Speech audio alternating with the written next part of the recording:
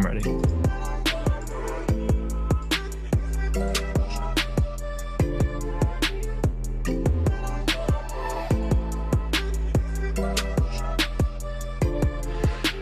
And we are live. Welcome to the NBA Strategy Show. It is Friday, February 12th. I am Josh Engleman. I am joined by Greg Ehrenberg, and we are here to break it all down on a show sponsored by No House Advantage. Let's just start with the most ridiculous part of today. Yesterday's slate was an absolute dumpster fire for most. Greg, how did it go for you? Yeah, well, I didn't lose all of my entry fees, which is just what I assumed was going to happen at the onset of the slate, because we had Tyler Hero. Both of us really like Tyler Hero a lot on FanDuel. He gets ruled out like 2 minutes after. It might not have even been 2 minutes after lock. It might have been. It was like 7:30 and 5 seconds. It was like as soon as lock hit, it was like Tyler Hero isn't playing. Then we get later in the day, and it's like, don't worry though, we've got some great value opening up. Like Frank Mason. Oh, what a great play he is. Everybody's out for Orlando. Frank Mason's the only point guard. He's gonna have to play like 40 minutes. Not so fast, because Frank Mason gets hurt immediately. Not only does he get hurt, he picks up a steal on one of the first possessions of the game. As soon as he gets hurt and ruled out with a groin injury, the stat keeper goes back and goes, no, that's no longer Frank Mason's steal. So you don't even get the 2 DK points, the 3 FanDuel points out of Frank Mason. He gets 0. So last night's slate, I say this often, that I think that a slate was the worst slate of all time. But yesterday was definitely in contention just in terms of overall ridiculousness and just things that we couldn't have done anything about. It's legit close to one of the worst slates ever, just with the way that things were breaking on a 5-gamer, no less. So that it's not like there were a ton of options. We also had the Mason Plumlee news, so that got ridiculous. We started going to Pistons, guys. Just crazy. Just absolutely, truly crazy. Yeah, the actual worst slate, though, was the Spurs were playing the Timberwolves in Mexico City. The fire. Like 6 years ago. Yeah, and like the stadium caught on fire, and the game just got canceled. It was when there was no late swap. It was like the last game of the night. And none of the sites refunded at the time either. So just like, hey, guess what? These things happen. Sometimes buildings catch on fire in Mexico City, and you just don't play basketball anymore. But yeah, it got called off because there was like smoke in the air or something because of fire. So yeah, that was the worst slate of all time. Yeah, that one was not ideal. Guys, as you get in the door, hit the like button, subscribe to the channel, hit the notification bell so you know when everything goes live. We got a ton to talk about. 11 games on this slate. It's going to be, we have a literal ton to go through for today. I don't think that I have all of my normal time for pleasantries. So do you want to just dive into this bad boy? Let's do it. All righty. Let me get my stuff pulled up here because I just realized I didn't grab the list of games that's in the same order as what I provided to Tyler. So here we go. First game up. And it's one we have to talk about pretty aggressively. The Detroit Pistons at the Boston Celtics. Celtics 8.5-point favorites, 219 total is what I had earlier. I wouldn't be surprised if that number grows and grows throughout the day because it's likely that Blake Griffin does not play today back-to-back, and he's really not capable of that. We lost Mason Plumlee last night as a late, well, not a late scratch, but a post-lock scratch. I assume he's not going to play today now. That seems like it'd be really wild. But how are you handling the Mason Plumlee thoughts? And if you assume he's out as well, how much Isaiah Stewart is too much Isaiah Stewart? I don't think there is a number that would be too much. So yesterday, what we saw without Mason Plumlee in is Isaiah Stewart and Sekou Doumbouya split up the center minutes. Isaiah Stewart ended up playing 31 minutes. He's a guy who for the season is scoring a little less than a fantasy point per minute, but obviously his price didn't adjust because there was no way to know that the news was going to happen yesterday. So as much as we give the sites a hard time for not pricing players appropriately when there's an injury, there was nothing could have done about this one. The pricing was already up for this slate when Mason Plumlee was just unexpectedly ruled out. So if Plumlee sits again, which it seems like there's a pretty decent chance, but with that said, it's an elbow injury. It's not like it's not a muscle injury. It's not a leg injury or anything like that. So an elbow injury, that makes it seem like there's maybe a little bit better of a chance than had this been, a hamstring injury or something like that. So I'm not sure if Plumlee plays. I consider it to be 50-50 until we get more information. Isaiah Stewart would definitely be one of the best plays on the slate. And then Jeremy Grant, as much as he was not good yesterday, still somebody who I think we'd have to go back to with the Pistons being really shorthanded. Yeah. By the way, we just got ownership in case you wanted to look at it. So we have Isaiah Stewart projected for a ton of ownership on both sites, 45% and 61% on FanDuel and DK respectively. So that's with the assumption that Mason Plumlee is just not going to play. So let's go with that assumption. No Mason Plumlee and no Blake Griffin. What else stands out to you from the Pistons? It would mostly be just Jeremy Grant and Isaiah Stewart. The main reason being is it's an 11-game slate. There's going to be a lot of options. At least in this part of the day, it looks like there's going to be a ton of value also. So I'm not going to be stretching too much to look at fringe plays. It would be Jeremy Grant and Isaiah Stewart. Okay, we'll slide it over to the Boston side, where not expecting to see Kemba Walker today on the back-to-back either, which is probably good for most people's sanity as of this point. Jason Tatum and Jaylen Brown picking up a little bit of ownership, but how do you feel about who I assume is going to be the replacement for Kemba Walker, Peyton Pritchard, 3,900 on FanDuel, 3,800 on DraftKings. Played some solid minutes yesterday, in fact. Ended up getting 29 minutes of run. Is Pritchard a value option for you on Boston? And then if yes or no, follow that up with some Tatum and Brown thoughts. Yeah, he is. And this is why one of the key things that happened yesterday, it's not going to be a repeat today, but Jeff Teague was out of the rotation. And it looks like he's fallen out of favor in Boston because he's fat. He's not good at basketball. Like, there's a whole bunch of reasons why Jeff Teague is falling out of favor there. But yeah, Peyton Pritchard is way ahead of him on the depth chart at this point. I mean, I know that you can only be so many spots ahead of him, except the minutes. There's a much bigger priority to get Peyton Pritchard minutes over Jeff Teague right now. So I think Pritchard's going to play a ton tonight. And this is obviously assuming Kemba Walker doesn't play, because that seems very unlikely to me. We don't have that officially, but I think it's a fair assumption to make. So yeah, Peyton Pritchard is a very strong play. Big fan there. Are you going to be getting to Tatum and Brown? In a small way. I don't think, and I'm still looking through what the ownership is because it literally just came out like 2 minutes ago while we were doing this, so I haven't really glanced at that yet. But Tatum and Brown, yeah, I have them both projected well, assuming no Kemba Walker. There's going to be extra usage for them. This is a kind of thin Celtics team in terms of where to allocate usage towards. Like, I mean, it's Jaylen Brown, it's Jason Tatum, and then there aren't really other high usage guys. Semi Ojeleye probably isn't a 75% three-point shooter going forward. So, yeah, I think Tatum and Brown both, and also positive matchup against the Pistons. So both would warrant consideration, even with all the options we have on the slate. Semi Ojeleye, only $100 above the minimum today. I think that's actually viable. It's disgusting, but it's viable. Not in the context of this slate, just because, I mean, we're going to have so many value guys to roster. Isaiah Stewart's going to be a lot better. I know he's really popular. Peyton Pritchard's going to be better. There's going to be other guys. Eventually we get to the Magic playing against the Kings. We don't know who's going to be in or out for the Magic, but I assume it's going to be a lot of guys. And so there's going to be a lot of value there. So by the time the end of the day goes, like, yeah, I get it. If you're just looking at the slate now, you'd be like, hey, Semi Ojeleye looks like somebody I would have in some lineups. I have a feeling that's not going to be viable by the time we get to lock. That I agree with. Favorite play in this game, FanDuel and DraftKings. Is this even a question? It's Isaiah Stewart. Okay. Shout out to David Zalewski, sent in a super chat, said faded hero and had minimal Mason, won $1,650. Thanks for the help. Yeah, you're quite welcome. I'm glad that I was able to donate a large portion of that money to you. Yeah, that's we weren't able to help you with advice. We were able to help you with our entry fees. Yeah, I gave you a lot of my own money, so you are welcome. And to the person that was trying to play a bunch of Andre Iguodala, I don't have to give you anything because he stunk, as you would expect. That is true. I forgot about that portion. So there were so many other things that went on that I totally forgot about the Andre Iguodala aspect. All right, Minnesota Timberwolves at the Charlotte Hornets. Hornets 4-point favorites. We'll start on the Minnesota side where there is no D'Angelo Russell. Karl Anthony Towns now back with the team. No ownership to speak of coming into this Minnesota team. No one over 5% on FanDuel. Jordan McLaughlin at 3,300 picking up a little bit of love on DraftKings. That is not going to hold. There's no chance that he's 18% owned today. That's just not going to happen. So there is no ownership coming into Minnesota. Should there be? I think Karl Anthony Towns warrants ownership at 9,300 on DraftKings. So Towns, obviously, it was a really long layoff for him. And he did say that he was struggling with some of the effects of COVID when they played the other day, his first game back. He still played 31 minutes and he shot 8 of 15 from the field. It wasn't his best fantasy game, but I mean, 9,300 for Karl Anthony Towns, who doesn't appear to have any significant minutes restriction. If he's not going to be getting any ownership, and there's difference between DraftKings and FanDuel, because I think he's pretty appropriately priced on FanDuel at 10,100, but 9,300 in a matchup against the Hornets. If Cat doesn't have any kind of restrictions again today, we could see him playing, 33, 34 minutes, something like that, then I think he's going overlooked.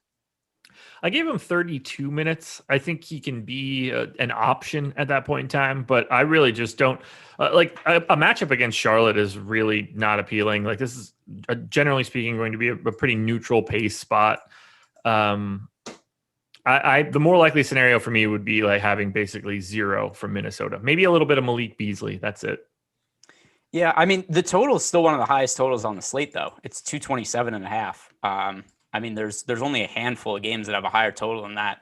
Just that price point on Karl Anthony Towns, if he's going to get no ownership at lock at 9,300, I understand there's risk there because he said himself he didn't feel 100% last game. But if I was to tell you this is something that we do a decent amount, a month from now, Karl Anthony Towns is more or less expensive than he is right now. The answer is going to be more expensive.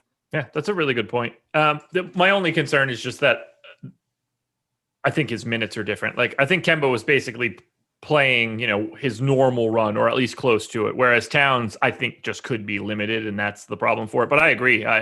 He's not 9,300 for long. No. And I agree. He could be limited, but he played 31 minutes in his first game back. He hadn't played in forever.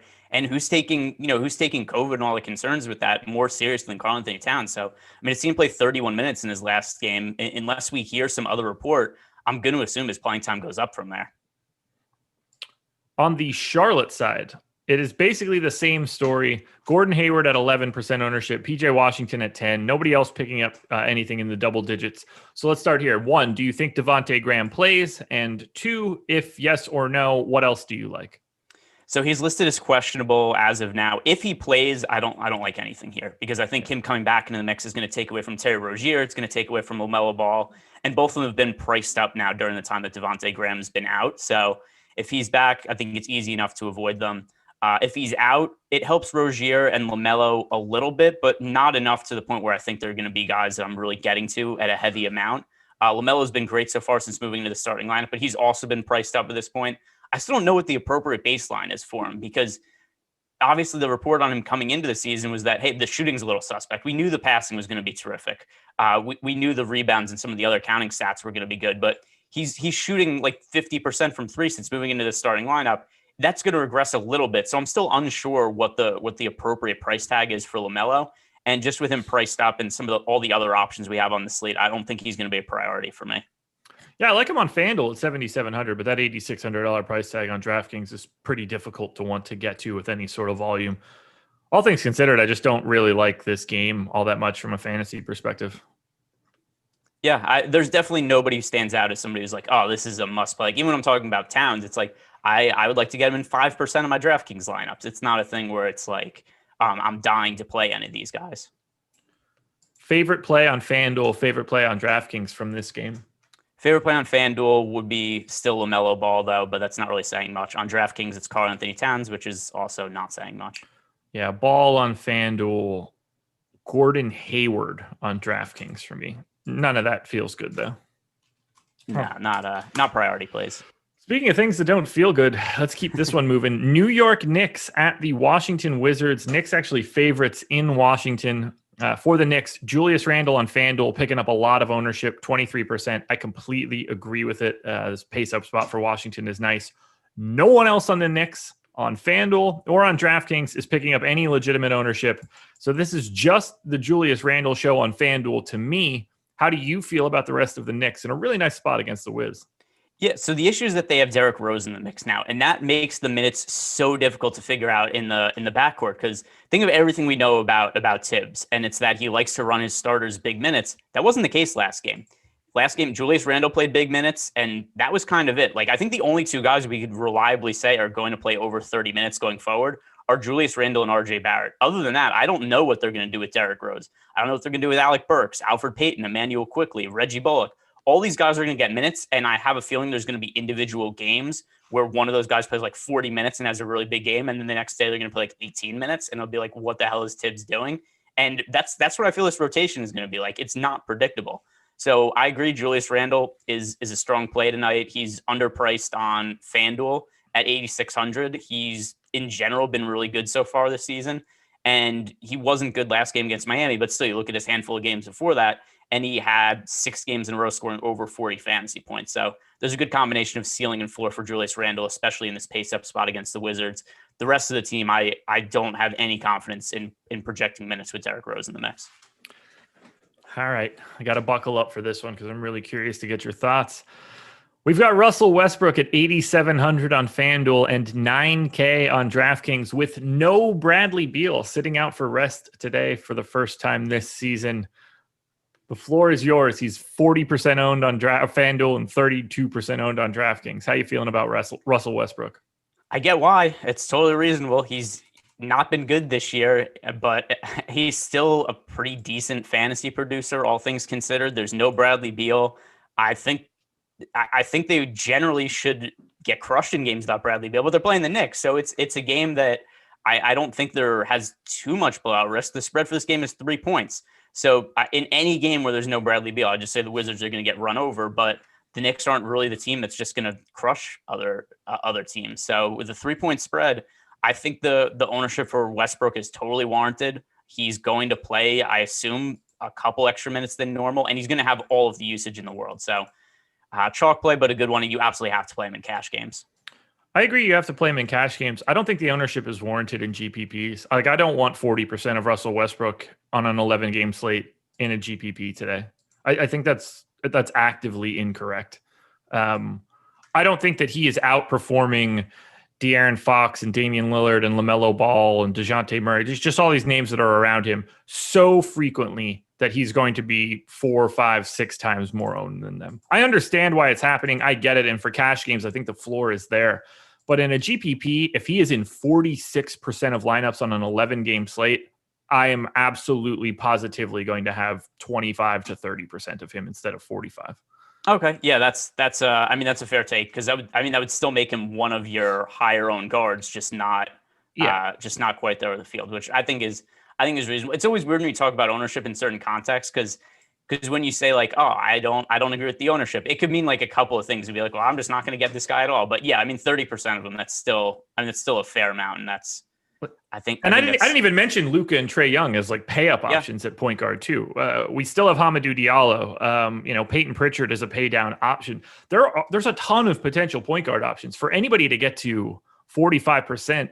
The only reason that I think that sort of ownership should exist on a slate like today is Isaiah Stewart situations. Or like I can't get there for Russ. There's too many good studs on this slate that could make him like not necessary. Or you could just play bad. Like, you could shoot like Russell Westbrook shoots. Yeah, it wouldn't be the first time. But no, I agree with you. I think that's a reasonable take. I understand why the ownership is what it is. Yep. The field is definitely going to gravitate towards him. And at least now how it looks like also with value, I don't necessarily think that couple $1,000 price difference between him and Luka is even going to be all that significant. If we're going to have Isaiah Stewart as a good play, and then whatever the hell happens with the Orlando Magic later in the day, there's going to be a lot of value options, and I think we're just going to have unlimited salary to pay up. Yeah, like if you have no problem getting to Luka and Trae Young and Zach LaVine, LeBron and Kawhi and Giannis and AD and Tatum and Jokic and like all the studs are playing. There's 22 teams on the slate today. It's not that Russ isn't a good play. He's still, a top 2 or 3 point guard on the day in raw points, but that is more of a fade to me at that ownership. Yeah, I am definitely more apt to be underweight to the field than overweight on Russell Westbrook, what his current ownership is. Do you like anything else from Washington?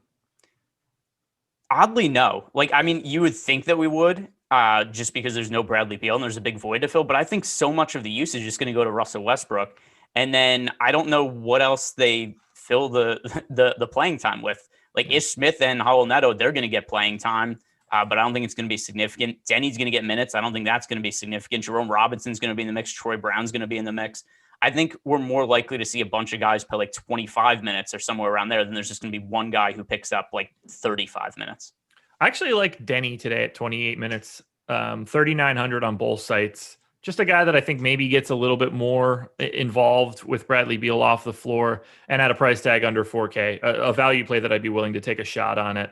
Mildly low ownership, only 3.5% owned on FanDuel right now. So a guy that I take a flyer on, but in terms of like guys that I think are legitimately awesome plays in this game, it's Randall and Westbrook, and that's it. Yeah, and for Denny, I would agree with you if he comes off the bench, because he lost his starting job and he came off the bench the last 2 games, and he got extended minutes last game, except that was also aided because it was a blowout because the Wizards are terrible and that happens a lot. Which, by the way, also maybe there's also something to be said that, hey, there's no Bradley Beal. If the game is a blowout, there's a little bit of security there for Denny because he's going to be on the court in the fourth quarter anyway. But yeah, if he starts, I like him, but I'm not positive that's going to be the case. All righty. Favorite play in this game, both sides? It's Westbrook. So it's Julius Randle for me on FanDuel. And if you want my truthful answer, I can't lie on the show. It's Denny on DraftKings. Okay. Do you assume he starts?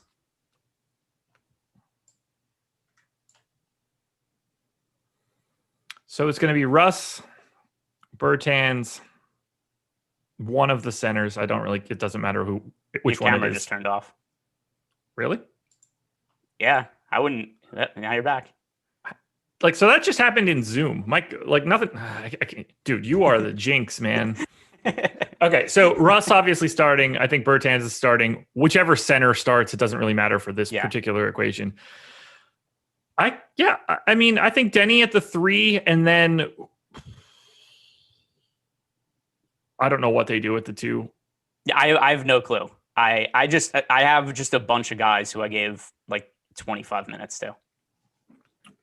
I mean, I guess Rui's probably, I didn't even mention Rui, so that's probably wrong. Yeah, you know what? Denny off the bench might be a thing here, but still playing 28 minutes because I don't think they're going to be closing with a Ish Smith or Raul Neto or anything like that. I mean, Ish Smith played 4 minutes last game. Yeah, I don't know what to make of this rotation. Okay. Get yourself some Denny. That's the moral of my story. That's for sure. Jerome Robinson is getting mentioned. Jerome Robinson played 2.5 minutes 2 days ago and was out of the rotation for the 2 previous games. So that's also why I'm off the role players on the Wizards. I have no feeling for what to expect from playing time with those guys. San Antonio Spurs at the Atlanta Hawks. Hawks 1.5 point favorites at home. Spurs look to have everybody back except for LaMarcus Aldridge out with hip issues. So we've got Derek White back in the lineup. DeMar DeRozan is in double digits in ownership on FanDuel. No one else is north of 9% ownership. So what stands out to you, if anything, from San Antonio against Atlanta? I still like Keldon Johnson on FanDuel at 5,200. That's a FanDuel specific play though. There's been this weird thing for a while now where Keldon Johnson's been 5,300 on FanDuel, and then he's been $800 to $1,000 or so more expensive on DraftKings. So at that price point, I like Keldon Johnson. Nothing else really stands out, though. He still benefits from Marcus Aldridge. The backcourt now with Derek White back in the mix, that makes it harder to trust the production from DeMar DeRozan and DeJounte Murray, as is DeJounte Murray's been wildly inconsistent. DeJounte Murray swings from game to game. It's he almost has a triple-double with steals, and then he's a chalk play 30, 40% on the next slate and just does absolutely nothing. So it's hard to trust his production. It's been all over the map, and there's other point guard plays I like for this slate. There's a bunch of guys we've already mentioned, Russell Westbrook, and then some of the other studs he mentioned earlier. DeMar DeRozan, he benefits with LaMarcus Aldridge being out in the biggest way, but still, he's been priced up now at this point. He's not somebody who's in the low 7K range anymore. So it's mostly Keldon Johnson on FanDuel is my interest in the Spurs. Well, I'm glad we're on the same page there. I feel the same way. DeMar and Keldon Johnson are the two guys that stand out most to me. And then on DraftKings, DeJounte at 6,800, but ultimately nobody that I think is in the optimal lineup more than 10% of the time. As we move on to the Atlanta side, we kind of know where we're going here. Bogdanovich still out. Rondo out. Who am I missing? Who's the other good guy that's out? Rondo's out, Chris Dunn's out, DeAndre Hunter's out. DeAndre Hunter. Yeah, there we go. So, by the way, we nailed that Gallo minutes stuff when we were talking it through. He ended up playing 30 minutes in that game. Wasn't great from a fantasy perspective, but turns out that they bumped his minutes limit up, and that was fine. And it's at 30 now, and I think he's somewhere in that 28 to 30 minute range once again.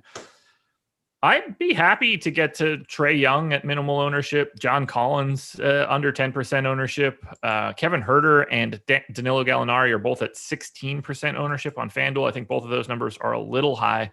What do you like for Atlanta against San Antonio?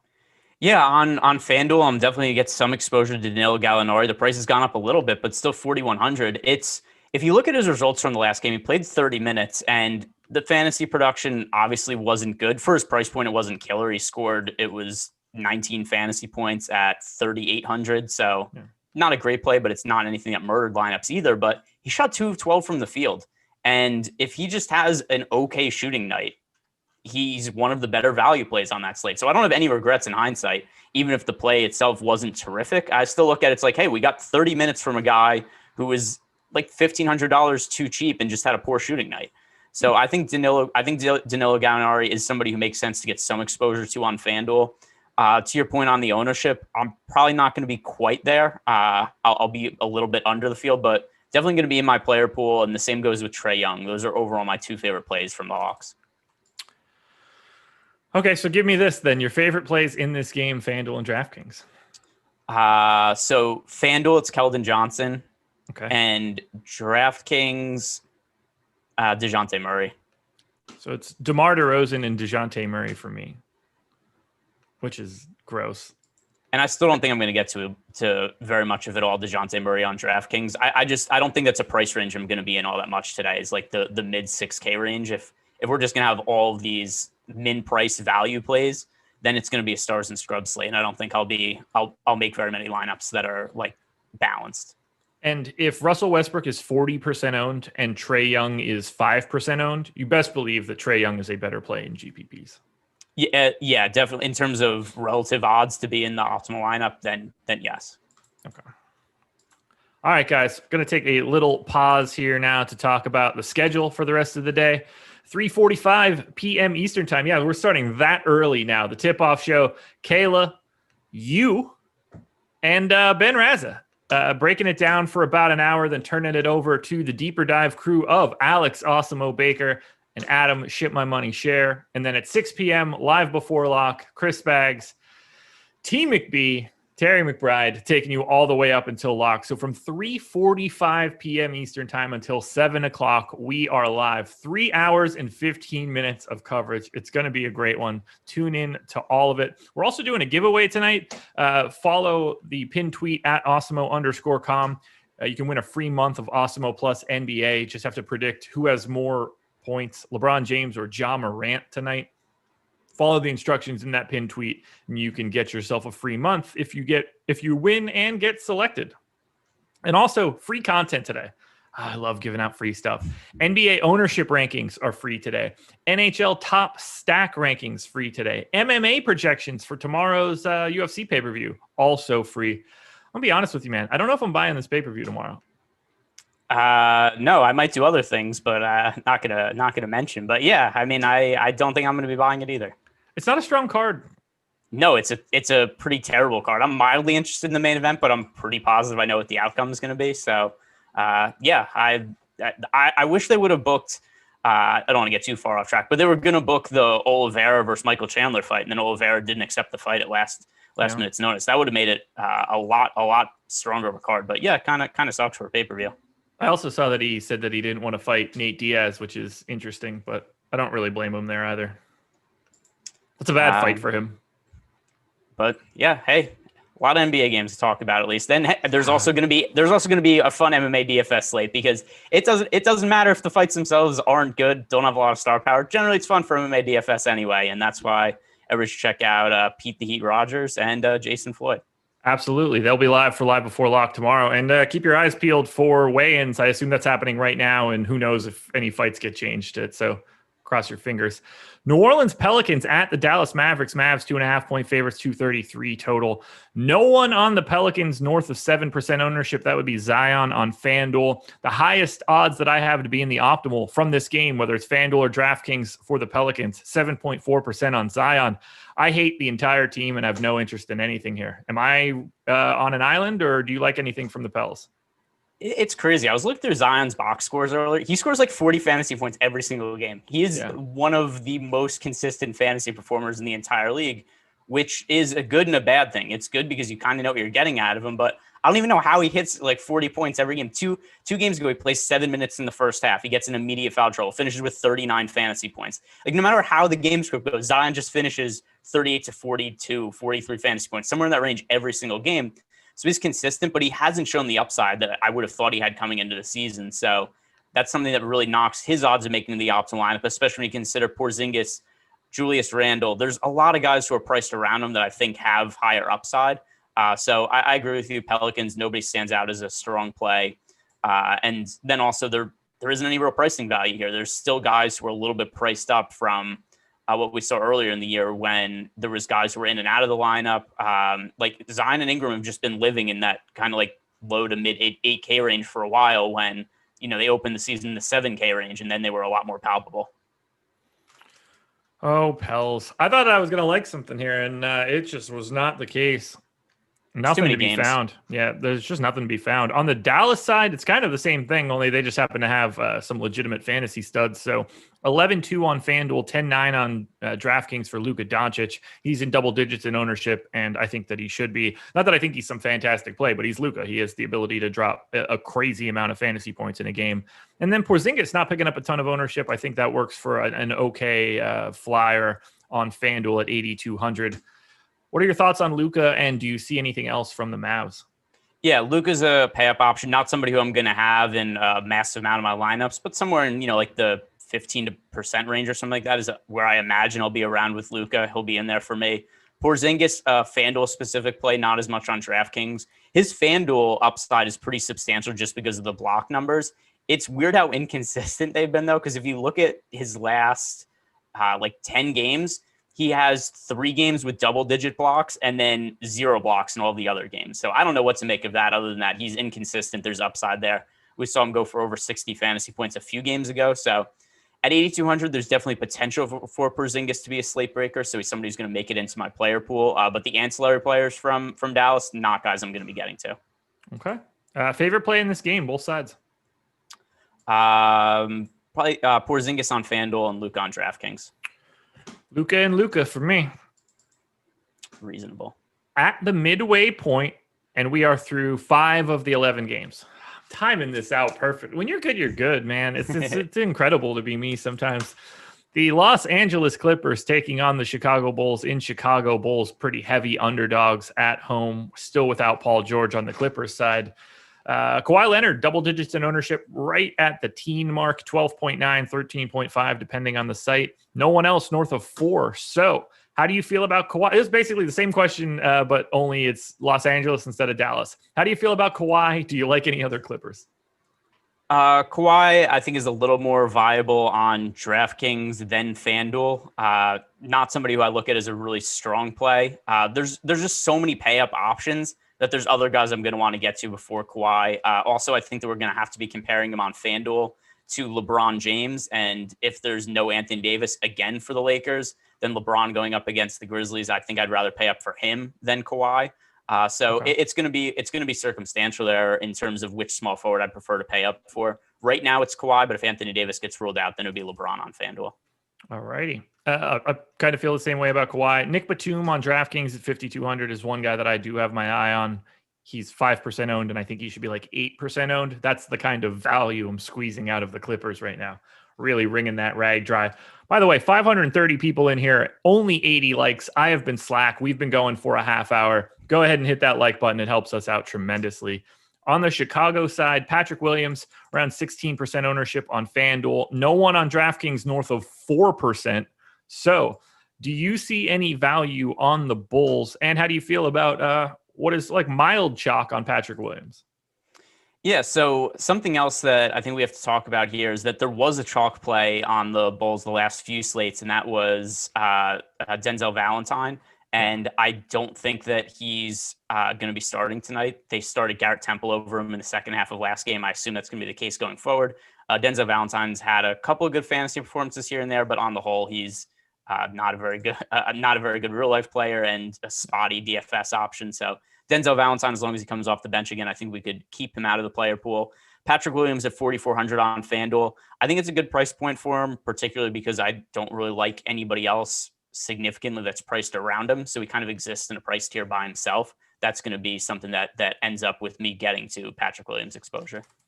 Yeah, I see no way around him on FanDuel. I think he's the best play in this game on either site, either team.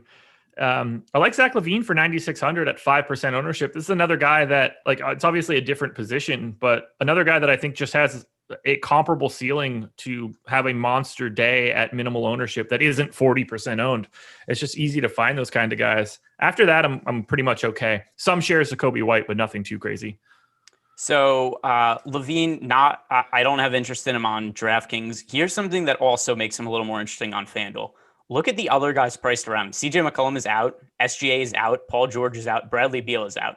So Zach LaVine is 9,600. The next most expensive shooting guard is 8,300. So if you have lineups where you have valued other positions and you're paying up at shooting guard, LaVine's the only choice. There's not even some other contrarian option because they're all out. So that's something else that I think is going to end up with me getting to LaVine, is just because there's like Patrick Williams, there's no other option in that price range. Yeah. Oh God. Is this game any good for fantasy? This might have the lowest amount of total ownership on like the entire slate. Let me look over maybe Lakers Grizzlies if Anthony Davis plays. Yeah, that's probably a safe bet. That one's going to be pretty rough. But yeah, that would be it. Okay. Favorite play, FanDuel and DraftKings. On DraftKings, nobody really, but I guess Kawhi Leonard if forced to pick somebody, and then on FanDuel, Patrick Williams. Okay. All right. Well, let's keep it moving then. Next up, Oklahoma City at Denver. We're doing it again, everybody. Buckle up. It's Oklahoma City time. No George Hill. No Shai Gilgeous-Alexander. No Teo Maledon. No, there's a bunch of other dudes. They have 9 guys, and maybe they'll have 8. Who the hell knows what Isaiah Roby's going to do today? So let's start on the OKC side, where no one is owned more than 15% today. That would be Hamidou Diallo on FanDuel. But I'm going to say this right now. Al Horford is getting wildly disrespected, and I don't understand why. He's at 9.7% ownership on FanDuel and 4.8 on DraftKings. People need to wake up to what's going on in Oklahoma City. This isn't point Diallo. This is point shooting guard, small forward, power forward, center Al Horford. He's literally the best player on this team, and it's not even remotely close. He has a 30% usage rate when those 3-point guards are off the floor. He has the highest assist rate on the team in that case. Probably the highest rebound. I just don't know it off the top of my head. He's getting wildly underprojected across this entire industry, and I don't understand why. I love Al Horford. Play Diallo, play Bazley, play Dort, play Kenrich Williams. You got to play most of these guys because they don't have the bodies to fill out the entire roster. How many minutes did you give Al Horford? I gave him 30. 30. Okay. Yeah, just checking. I agree with you, though. I still like Al Horford. And by the way, if that 30 minutes, there's a little bit of upside to it. The last 2 games, he's played 34 minutes. They were both overtime games, and I don't expect this to go to overtime again, except given that they have now seen him play over 30 minutes, I wouldn't be shocked if the game's relatively competitive and they're willing to give Al Horford a few extra minutes versus what they've generally been giving him in the 20s. Really, the biggest concern I had with Al Horford's minutes is that everybody's out for the Thunder. They're playing a very tough Denver team in Denver. And I think if there's any game on the slate that I had to pinpoint as a potential blowout, this would be the one. It is a 12-point spread. The Thunder, they played really tough games against the Lakers, but the Lakers were also shorthanded in those games. LeBron kind of coasted through them. But the double-digit spread, 12 points, does indicate there's some blowout risk there. I agree. If we get a full allotment of Al Horford in a competitive game, then he is one of the more overlooked players on the slate. Because in 30 minutes, I have him projected for about 36 fantasy points on FanDuel. And that would make him a really good play for what his price point is, because he's been priced up to 6,700 on DraftKings, but they haven't moved his price at all on FanDuel. No, I'll say this right now, and no one's going to agree with me. Ignoring ownership, I'd rather play Al Horford today than Russell Westbrook. Yeah, I don't agree with that. Yeah, not if we're ignoring ownership. Ignoring ownership, I think that Al Horford is a better play at his salary than Russell Westbrook is. Yeah, I could see why. I could see why you think people won't agree with you. I mean, like, I don't even think that I went crazy on his rates. I don't think that I don't think he continues to be a 30% usage guy at that rate. But I gave it to 26. Like, I don't think that is a stretch. Who else is going to take the shots? It's got to be someone, and I can only take it back so far. I still think he's going to handle the ball a lot. He's always been a fantastic guy at facilitating the offense. I don't think it's crazy to think that with these guys off, he's like a 1.3 fantasy point per minute guy at 6,200 or 6,700. I want all of the Al Horford today. I like Al Horford. I'm going to be overweight to the field. All of the Al Horford is probably a little steep for me. Just in terms of his rate numbers, I think one of the reasons that we're also so high is because he's only played limited minutes in spurts. So when he's had to play extended minutes the last couple of games, he had a 24 and a 23% usage rate. Still good numbers, except I think there's reason to think that the 26 or 27%, I forget exactly what number you said, there's reason to think that particular number doesn't happen. I gave him 26. It's been 30. But that's also not over full games. Like, because my point was that, so in general, we've seen SGA in games, and when Al Horford's played minutes without him, he's had higher usage, but it's been in, like 3 or 4 minute spurts, because Al Horford generally isn't playing extended minutes for long periods of time over the course of the season. So I think that's one of the other things that inflates his usage also, is because he knows that he's only out there for a few minutes at a time. And now that he's playing extended minutes without those guys, that's the main reason I think that we wouldn't see quite the same rate numbers. Even if I bring that down to like 24, I think the assist number is real. Yeah, because I really don't think they have any ability to facilitate any offense outside of him. No, he has to play point guard minutes. I mean, they don't have a point guard.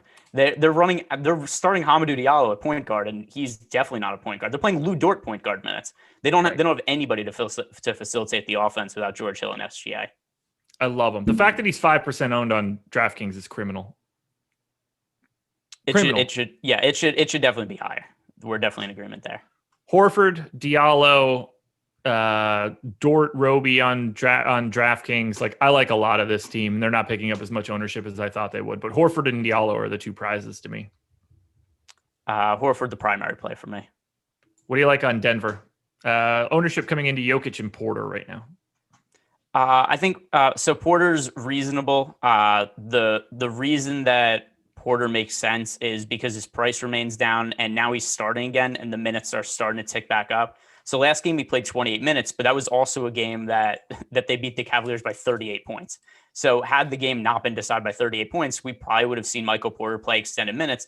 In the last 3 games that he started, he's played 34 minutes, 27 and 28. The game that he played 28 was because of blowout.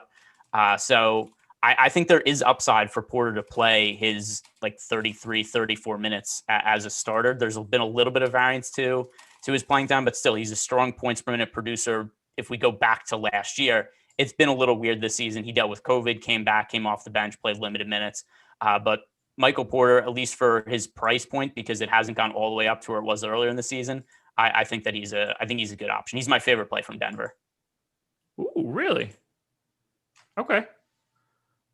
You know what? I don't even think that's crazy. 5,500 on FanDuel, 6K on DraftKings. I'm with you. Okay. Yeah, I thought there was somebody else you liked way more than him, but no. I like Jokic, I like Murray, I like Porter, and they're all kind of close. Will Barton on DK as well.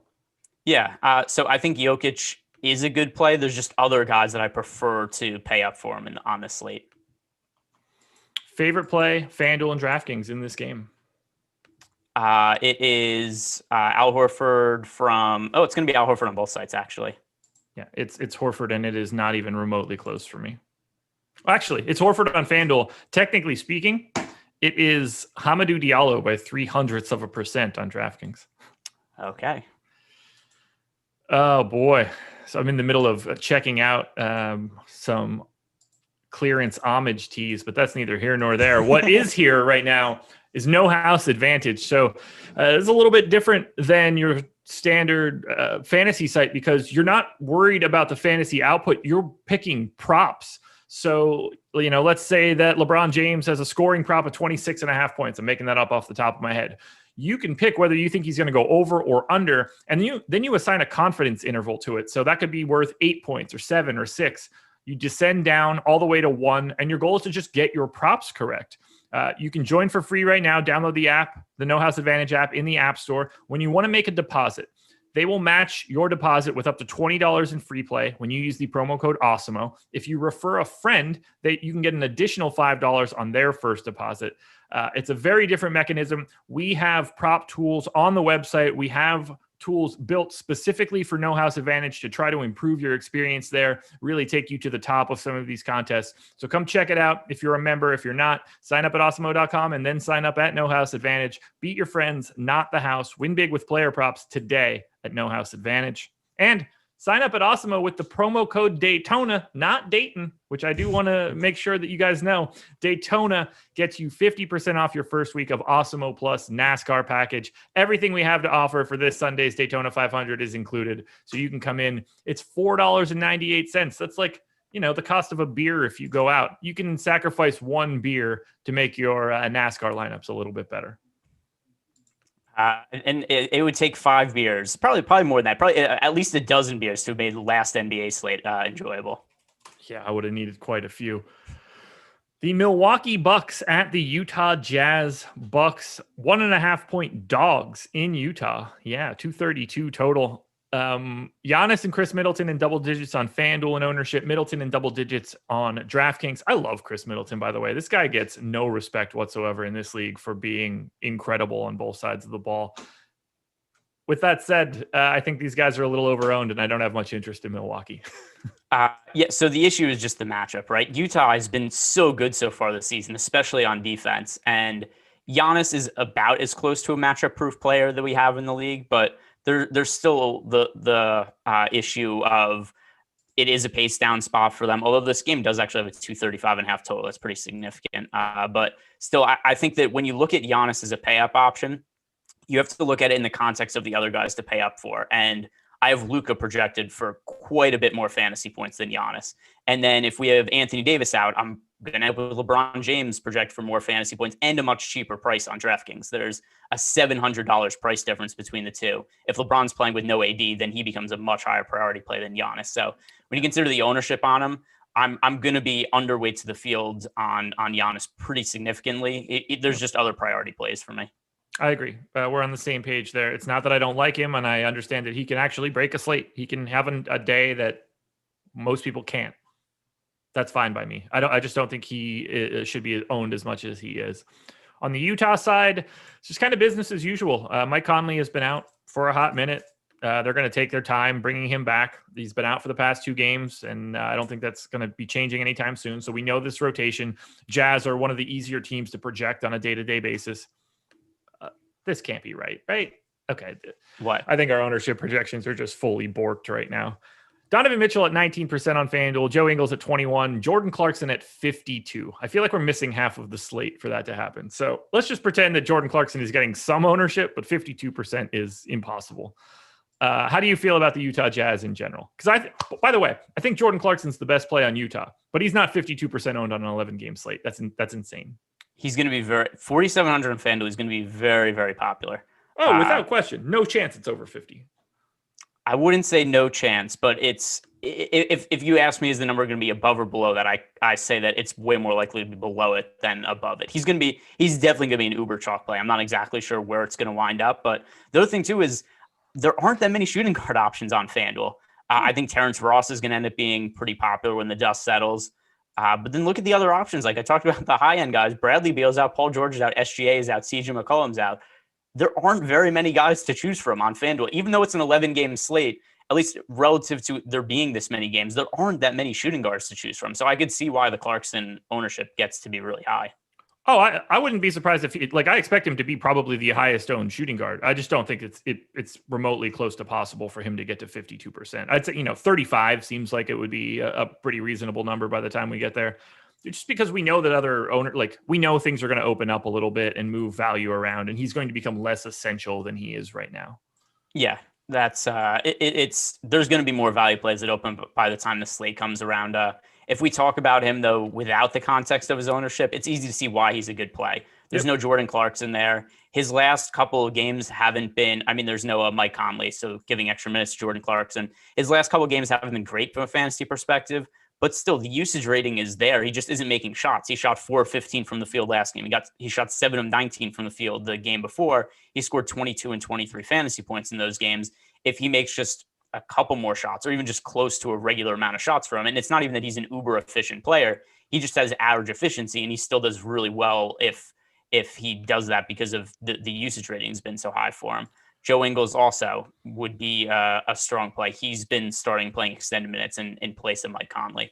The guy who I don't think has been getting enough love for the Jazz recently, and this is DraftKings specific, is Rudy Gobert. He's only 7,500 on DraftKings. His price never goes up, and he's had some really strong games. The last couple, 43 fantasy points against the Celtics, 43 against the Pacers, 38 against the Hornets, and yet his price just kind of remains in this low to mid 7K range. So there's a huge price difference between him on DraftKings and FanDuel. So no consideration for him on FanDuel for me, but on DraftKings, I think that's a favorable price point for Rudy Gobert. And with all this chalk on the Jazz, he's one guy that I think is getting overlooked.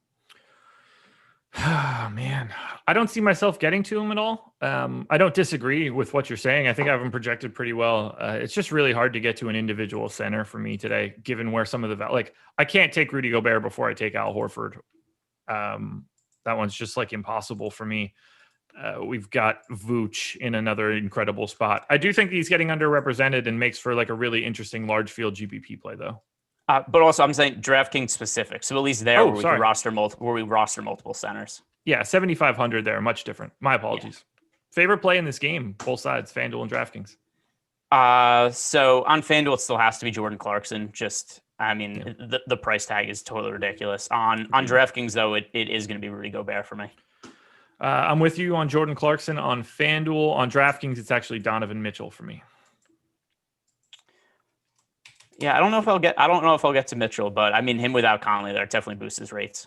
Yeah. 3 to go here. Memphis at LA. Lakers, that is. Grizzlies are 7.5 point dogs in LA. Memphis, a little bit of walking wounded. They have, I don't know, like 2/3 of their team out. It's truly crazy right now. It was just so many red outs when I was looking at it earlier today. So Jaren Jackson Jr. obviously out. No Brandon Clark, no Desmond Bane, no DeAnthony Melton, no Justice Winslow, no 3 other guys that don't matter either. So they are very shorthanded. I believe they only have 9 active bodies.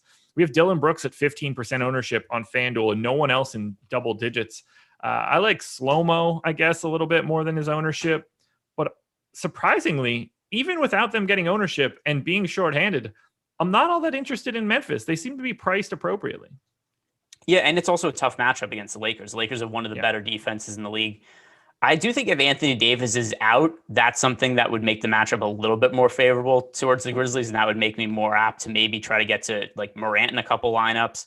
But yeah, I mean, other than that, I don't have these guys projected well per dollar, so I don't think anybody's going to really make for strong priority plays. Maybe if I get to a bunch of LeBron James, I'll try to force myself to a couple of Grizzlies guys a little bit more, but not really an appealing spot. Yeah, I don't see anything.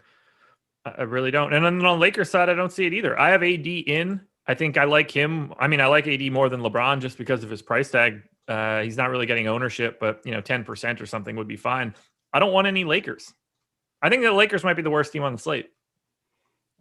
Definitely, if Anthony Davis plays, no interest there. But if Anthony Davis is out, I'm going to like LeBron a lot. And I was doing a little bit of reading into medical Twitter yesterday, and apparently this Anthony Davis Achilles injury is no joke. Apparently he has an Achilles that's like deteriorating or something like that. Yeah, I don't know. If I was the Lakers and if I was a doctor, I would. Which I'm none of these things. I would keep Anthony Davis out for a little while. Like, what are the Lakers playing for in the regular season? Nothing. They should put him on ice for a bit. Tendinosis is no joke, everybody. I've given you that lesson already, so I don't have to do it again. Favorite play on FanDuel and DraftKings, because I don't have anything else to say here. I really have no clue, because it depends if Anthony Davis plays or not. Nobody, I guess. If Anthony Davis is out, then it's LeBron. Well, my answer is Kyle Anderson on both sides. So if that doesn't explain to you how little I like this game, I don't think anything will. 2 to go. Cleveland at Portland. Portland 4.5 point favorites, 222 total. Now, this is a team I like way more than I probably should, but we need to start with Cleveland, and I need to ask you this question. What in the world are we doing with Andre Drummond today? Whoever knows, right? It seems like they're starting Andre Drummond and Jared Allen together going forward. We would think this means good big minutes for both of them. However, it went so poorly last game. I mean, when I talked about Michael Porter's minutes, when we talked about Denver last game, and I said the only reason he didn't play over 30 minutes was because of a blowout. Yet Cleveland lost that game by 38 points. They got absolutely smashed by Denver. Now, obviously, playing Denver is a really difficult matchup. And I think there's also something that said that a front court where you're starting Jared Allen and DeAndre Drummond together is destined to fail. It's a terrible combination for floor spacing, but I wouldn't have favored in any situation where I thought that Cleveland would have a good chance to beat Denver. I wouldn't expect them to lose by 38, but I don't know what they do with the starting lineup. I don't know what to do with the minutes either, because Drummond played 16 minutes that game. And I'm not at all shocked if this slate ends and Andre Drummond plays 34 minutes and is one of the best center players on the slate. I'm not surprised. If Andre Drummond plays 17 minutes on this slate and just stinks it up again, I'm not surprised. I have no clue what to do with the minutes here. It's a total crapshoot. It's a guess. I'd like to be neutral here. I like Colin Sexton a little bit more than his current ownership. That'd be a direction I'm fine to go with. I think Jared Allen for 6K on FanDuel is also mildly appealing at low ownership, but boy, oh boy, is this team difficult to parse out right now I don't know what they're going to do with Drummond. I gave him 30 minutes. He looks okay. I have no confidence in that whatsoever. Yeah, that's really one of the things that I think that people should know about projections in general is you're assigning 1 minute's number to each individual player. Yeah. And it's a lot of times we know generally what players are going to play. A lot of teams have consistent rotations. Andre Drummond has played in the last 2 games 16 minutes and 36 minutes. I have no clue how many minutes he's going to play. And any number you assign to him is a guess. And there's a very wide range of outcomes. So that's somebody who, when I'm building lineups, I'll just kind of say like, oh, what's the ownership on Andre Drummond? They'll be like, okay, he's 10%. I think he has a certain amount of upside. I'll be like, I'm just going to put him in 10% of lineups. I almost don't even bother with obsessing about the minutes because I know it's important, but at the same time too, there's no way to get it accurate. It's nothing but a guess. The Cavs don't know how many minutes he's going to play. Andre Drummond doesn't know how many minutes he's going to play. So it is what it is. It's a very unpredictable situation. Crazy. Let's move over to Portland, where I think Dame looks fantastic. 9,500 on FanDuel, 9,800 on DraftKings. He's in double digits in ownership. Cantor in double digits as well on FanDuel. Not as huge of a fan of him there, oddly enough. I just prefer some other spots. Are you getting to anything from Portland outside of Dame?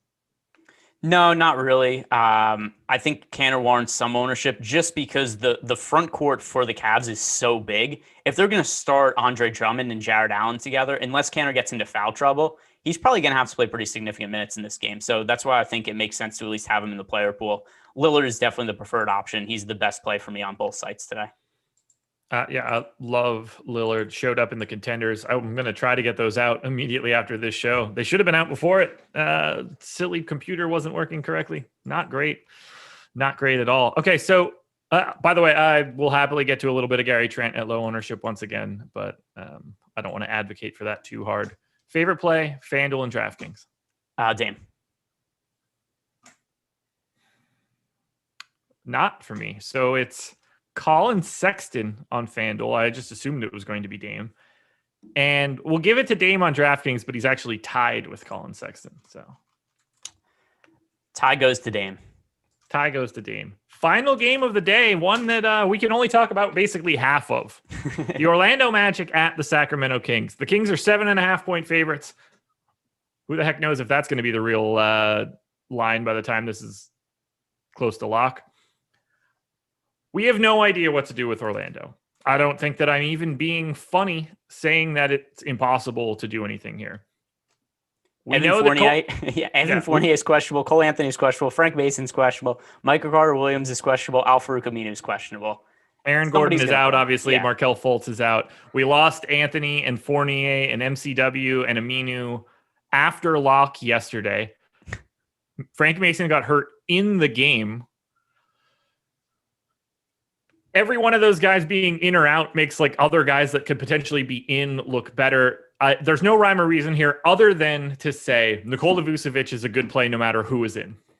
Unless he's out. He's the only guy who stays healthy on the Magic, apparently. It's everybody. We're 2 weeks away from this team playing 5-on-1 and Vucevic is on the court by himself. That's at least the way the Magic are trending. But yeah, in terms of other players, the only thing I know for sure, there's going to be value on Orlando. It's a great matchup against the Sacramento Kings. It's just impossible to know who those guys are because there's so many guys' statuses who are up in the air. It could be Terrence Ross. He ended up having to play point guard minutes yesterday. So I think that he's somebody who stands to gain the most. If you wanted to roster somebody as a placeholder, he's the one that makes the most sense to me right now.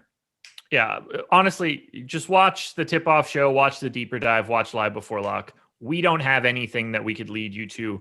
There are infinite scenarios of, Cole Anthony doesn't play, but everybody else does. So here, it's not going to be a valuable exercise for anyone. Vooch is good no matter what. Try to figure it out moving forward. Sacramento, on the other hand, we could talk about because this is a pretty normal rotation. Buddy Hield projected for 11% ownership on FanDuel. Nobody else north of 6%. I actually like getting to Sacramento. I want De'Aaron Fox, who I think is underowned on both sides. I still want more Buddy Hield than the public is at. Give me Harry Barnes. Give me Tyrese Halliburton in a little bit of lineups. I think that there is some value to be had at very, very minimal ownership for Sacramento, especially if this Orlando Magic team starts hemorrhaging more players. Sacramento should be in a really nice spot. Yeah, I have De'Aaron Fox projected for almost 50 fantasy points today. I think that he is. I think that he's a really strong play. De'Aaron Fox has been ridiculously good, and he's playing all the minutes right now. I don't have him projected that high, but I still think he's a really good play. So he might be your best play on the slate at that rate.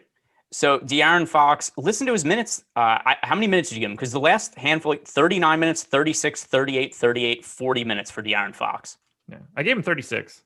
All right, I have him for 38 minutes. Okay.